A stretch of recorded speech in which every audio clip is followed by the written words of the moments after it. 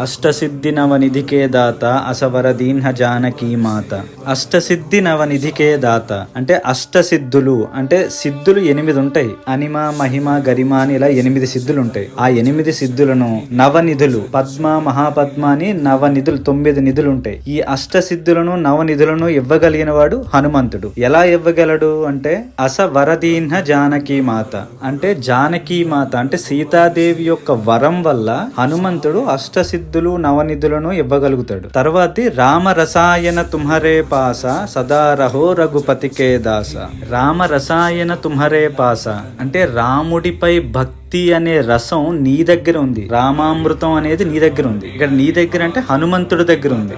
అందుకే సదారహో రఘుపతికే దాస అంటే ఎప్పటికీ నువ్వు రఘుపతి అంటే శ్రీరాముడి యొక్క దాసుడుగా ఉంటావు. ఆ శ్రీరాముడిని ఆశ్రయించిన వాళ్ళని ఆ రాముడి కంటే ముందు నువ్వు రక్షిస్తావు అని. జై శ్రీరామ్, జై హనుమాన్.